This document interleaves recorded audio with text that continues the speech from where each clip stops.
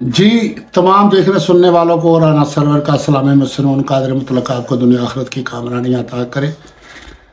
एक छोटे से गैप के बाद दोबारा हाज़िर हुआ और उम्मीद है कि आइंदा इंशाल्लाह कोशिश करूँगा कि गैर हाज़िरी ना हो। आज एक छोटे से टॉपिक पे मैं बात करने लगा हूँ जो मिर्ज़ा मोहम्मद अली जेरमी साहब हैं उनके बारे में, और उसी के साथ रिलेटेड बात है मियां नवाज शरीफ साहब की कि जो ये आज कल उनको बतौर पीएम प्रोटोकॉल मिल रहा है और आने वाले दिनों में उसे बतौर प्रेसिडेंट पेश किया जा रहा है, और ये दोनों का आपस में कैसे मैच बनता है। हुआ ये है कि खान साहब ने दो तरह से कौम की तरबियत की। एक तो कौम को ये बताया कि मैं मुल्क को मुआशी बहरान से निकालूंगा, मईशत बेहतर करूंगा, और दूसरा इसको इस्लामी फलाही रियासत बनाऊंगा, यानी कि रियासत मदीना। उनका तोड़ करने के लिए नवाज शरीफ साहब के पास एक बयानिया तो था कि मैं मुल्क को तरक्की दे सकता हूँ, मेरे दौर में रोटी इतने की थी, बिजली इतने की थी, पेट्रोल इतने का था, फलां इतने का था, मैं ऐसे कर सकता हूँ, ऐसे कर सकता हूँ। लेकिन दूसरा टच उसके पास नहीं था।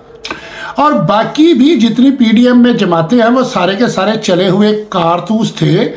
तो कुछ माह पहले एक प्लान बना और उस प्लान के तहत मिर्ज़ा जेरमी को प्रमोट करके उससे इस्तिफादा हासिल करने का प्लान बनता है। और जब उससे प्लान बनता है तो आप देख रहे होंगे कि कुछ माह से रोज़ाना की बुनियाद पे उसके मुख्तलिफ इंटरव्यू आ रहे हैं, नेशनल टीवी उसको ऑनलाइन ले रहे हैं। और इसको उन्होंने राम कैसे किया है? कुछ अरसे से मियाँ साहब अंदरूने खाना अपने वफद भेजते थे जो उनको जाके ये कहते थे कि मियाँ साहब ये कहते हैं कि मैं अपनी लाइफ में दो उलमा से मुतासर हुआ हूँ, दो मजहबी शख्सियात से मुतासर हुआ हूँ।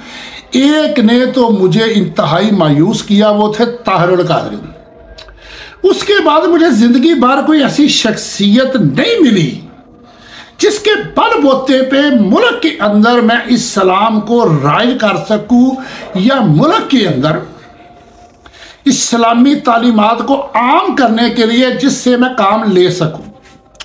उसमें हल्का सा उन्होंने इशारा मौलाना तारिक जमीर साहब की तरफ भी दिया कि मैंने इनके बारे में भी बड़ा सोचा, लेकिन वो तो हर एक के साथ मिलने वाले हैं, हर जगह जाने वाले हैं, किसी एक के नहीं बनने वाले। मुझे तो कोई ऐसा चाहिए था जो मुकम्मल और सारे का सारा मेरा बनता। तो उसको कहने लगे कि मैं आपके लेक्चर रोज़ाना की बुनियाद पे सुनता हूँ और बार बार सुनता हूँ, आपने मुझे मुकम्मल अपना गर्विदा बना लिया है। और वो सलाम कह रहे हैं और वो पूछ रहे हैं कि मेरे लायक कोई खिदमत है तो वो बताएं। दूसरा इनका हरबा ये होता है मुस्लिम लीग वालों का, हर शहर के अंदर जो इनके ताजर बिजनेसमैन लोग होते हैं जो मदारस को या मुख्तलिफ छोटी बड़ी तंजीमों को फंडिंग करते हैं, तो इन दिनों ये उनसे भी काम लेते हैं। हमारे साथ भी एक वाक़या ऐसा हुआ था 93 में, कुछ उनको भी यूज़ किया, उनके ज़रिए से फंडिंग वगैरह का भी उन्होंने किया। अच्छा, जब ये बात चलानी शुरू की तो अगली बात बारबला मैं कहता हूँ कि कोई तंजीम जमात सिस्टम ऐसा नहीं होता, बंदा ना भी चाहे तो अदारे खुद ब खुद उससे रब्ता रखते हैं। और अदारों का तरीक़ाकार ये होता है कि वो जिससे मिलते हैं उसे यही बावर करवाते हैं कि हम आपके गर्विदा हैं और हम आपके मानने वाले हैं, आपके नज़रिए से, आपके तरीक़ाकार से, आपके अफकार से हम मुकम्मल मुतफिक हैं। तो यही कुछ मिर्ज़ा साहब को भी बताया जा रहा था। और मिर्ज़ा साहब ने अक्सर बाज़ औक़ात कह देते जी कम अज़ कम ब्रिगेडियर लेवल के।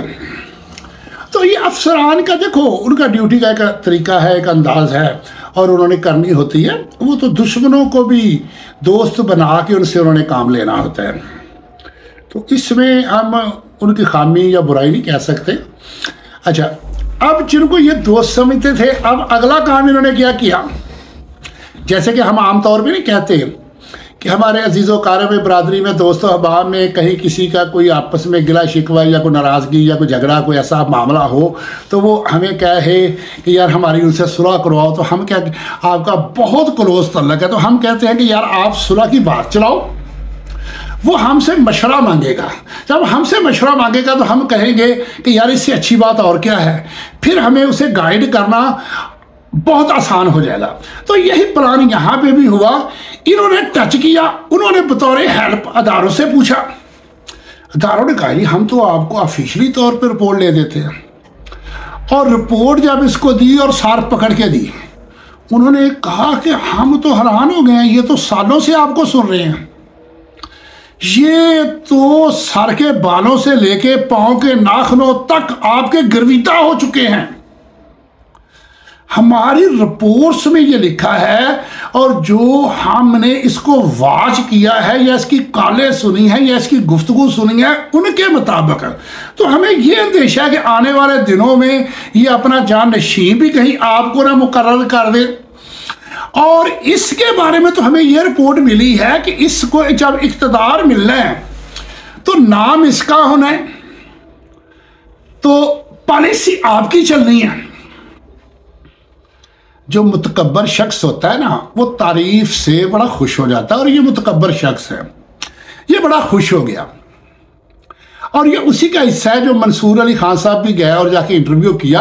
और उस इंटरव्यू में वो जब उन्होंने पूछा कि आप अपने हल्के में, तो कह रहे हैं कि नून लीग के अभी तो वही है। ये अनकरीब क्या होना है जो इनका प्लान है वो बताने लगा हूं, क्योंकि एक प्लान इंसान का होता है, एक अल्लाह का होता है। इनका प्लान ये है कि इसे उन्होंने कहा है कि इलेक्शन से पहले ही आपको मिनिस्टर का प्रोटोकॉल मिल जाएगा, पूरी प्रोटेक्शन में आपसे कैंपेन चलाई जाएगी। और ये दो धड़ों को मिला के, एक दुनियादार एक मजहबी, कि खान साहब का मुकाबला किया जाएगा। मुईशत के ऊपर बात करेंगे मियाँ साहब कि मैं बहुत बड़ा मुईशतदान हूँ और मेरे अदवार में मुल्क ने बड़ी तरक्की की है और मैं बड़ा कुछ कर सकता हूँ। और ये साथ मजहबी टच देंगे कि मजहबी हवालों से जितने भी मामलात हैं। और अगली और बात है कि खान साहब पे तो ये है ना कि नौजवान नस्ल उनके साथ है। हालांकि वो ये नहीं सोचते कि नौजवान जो होते हैं इतने बेअदब नहीं होते कि बड़ों से हट के वो इधर लग जाएं। ये जो आजकल सर्वे हो रहे हैं उसमें देखो जो बुजुर्ग लोग हैं वो भी खान साहब की बात कर रहे हैं, तो उसमें ये है, इसे वो समझते हैं ये नौजवानों का लीडर है, इसके फॉलोअर जो है वो यंग हैं। लेकिन मैं एक बात कहता हूं, मजहबी तौर पे लोग मजहब की खातर, मजहबी रहनुमाओं की खातर अपना तन मन धन कुर्बान कर देते हैं, लेकिन वोट नहीं देते। और ऊपर से देखो मुफ्ती हनीफ कुरैशी साहब जब आते हैं तो बकौल मरवत साहब के इनका बयानिया बढ़ गया। तो ये वो कारतूस है जो चलने से पहले ठुस हो गया है। अब मैं एक बात कहना चाहता हूं, मिर्जा साहब आप बड़े बड़े उलमा को ललकारते हो, बड़े बड़े बुजुर्गों को ललकारते हो। 1400 साल में आपके पाए का बंदा कोई नहीं आया।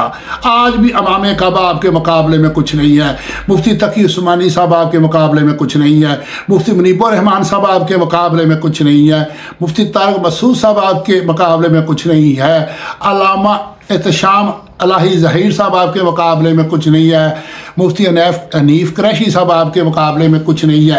आप जिसे चाहते हो ललकार देते हो कि तुम क्या हो, तुम क्या हो। मैं आज तुमसे पूछता हूं, मुझे ये बता तेरी औकात क्या है। वो तो आलिम है, इल्म का समुंदर है, तू जाहिल है, मैं भी जाहिल हूं। आज से तेरा और मेरा वक्त शुरू हो गया है। मैं तमाम नाज़रीन से वादा करता हूं जब तक मेरा इनसे है। मेरा चैनल मोनिटाइज होने वाला 2-3 माह हो गए हैं, मोनिटाइज हो सकता है, मैंने नहीं करवाया। और मिर्ज़ा साहब मेरा यह भी वादा है कि जब तक मेरा आपसे मतक्का रहेगा मैं मोनिटाइज नहीं करवाऊंगा। कल से वीडियो शुरू करूंगा और तेरी ऐसी की तैसी फिरूंगा।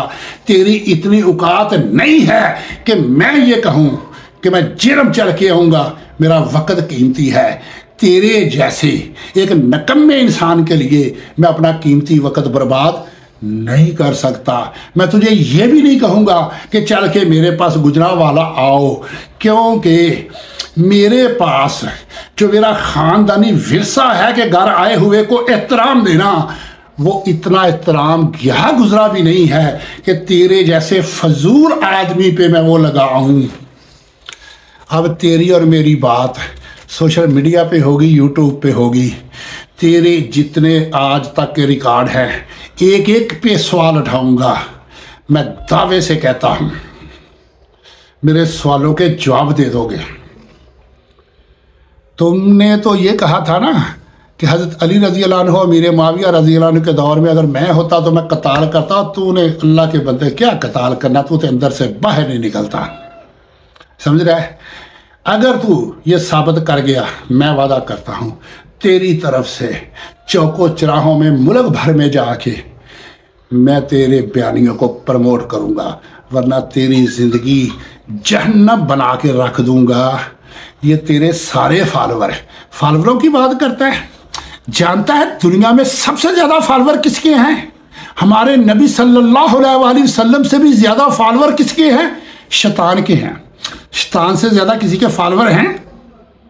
अब उसको रहनुमा मान लें, क्या मान लें उसको? फॉलोवरों से कुछ नहीं होता। कोई जुगनू सितारा संभाल रखना। मेरे अंधेरों की फिक्र छोड़ो, बस अपने घर का ख्याल रखना। अल्लाह हाफिज़।